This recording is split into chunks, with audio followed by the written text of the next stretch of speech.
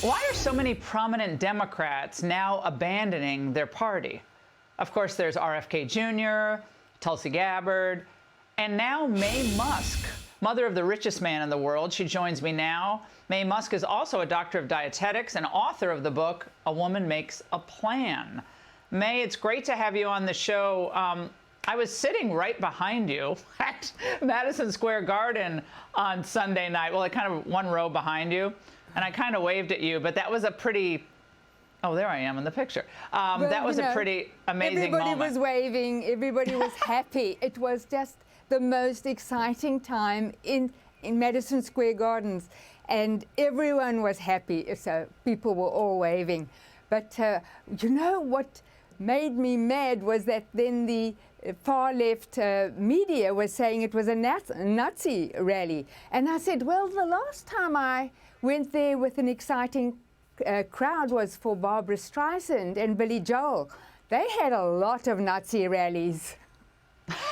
That's pretty good. Maye, was there a specific moment moving to politics that made you say, I'm done with the Democrat Party? Yes, it would be when Elon bought Twitter. And then the Twitter files came out, and it was full of government agencies paying Twitter millions of dollars to remove Republicans from Twitter. And I said, but that is the most dishonest thing to do, especially as Republicans and Democrats pay the salaries of the government agencies. So how can you remove half your people when their taxes are covering your fees? You're spending a lot of money and not letting anybody know. And there was so much corruption in the Twitter files that I was horrified. And I said, I cannot be part of the Democratic Party because you cannot trust anything. Now, Maye, this is what some prominent Democrats, like the current VP nominee, thinks of your son and his involvement. Watch. Elon says the only way to make this economy work is to crash it, to take it down. And he warned you, though, Americans, this was Elon in his own words, Americans are going to have to be prepared for some hardship.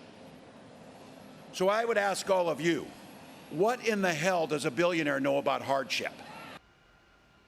What does he know about hardship, Maye? Well, you know, we were living in a rent-controlled apartment. Or rather, let me start with, I was born in a middle-income, Midwestern Canada city. You know, I just had to bring that in.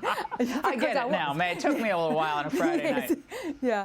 So then, he isn't a pleasant man. He's not very bright, and he's quite silly. And Elon is going to save America with Trump and all the magnificent people on Trump's team, and you know, really do good things like he did for Tesla, for SpaceX, for Twitter, which is now X. He can make a change that will be better for America. Well, Maye, we're just a few days away now from the election, and I spoke a little earlier about the lies that Kamala's campaign is telling, especially down the home stretch here. So what is your message to female voters who are being really patronized about the one issue and fear-mongering about the big lie about what was said about Liz Cheney?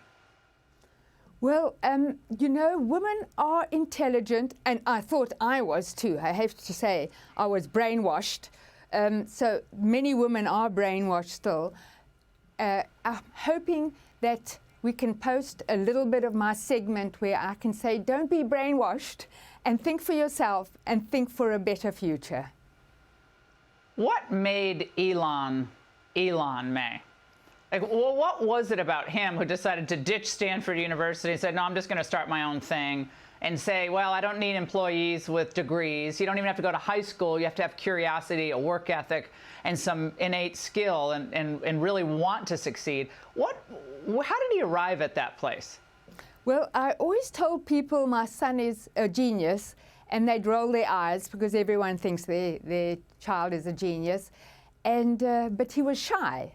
So when he wanted to do maps on the internet, it sounded like great, because at that stage we were doing these huge books of maps and to find your way, you know. And he said he'd do it on the internet. And I thought, what a great idea. He has ideas of what is best for the future more than anyone can imagine. I mean, when he said, I'm going to send satellites into space so that people will survive when they are stuck in a forest or on a hilltop or in the ocean. And I said, oh, okay, that's nice. It sounds like a good idea.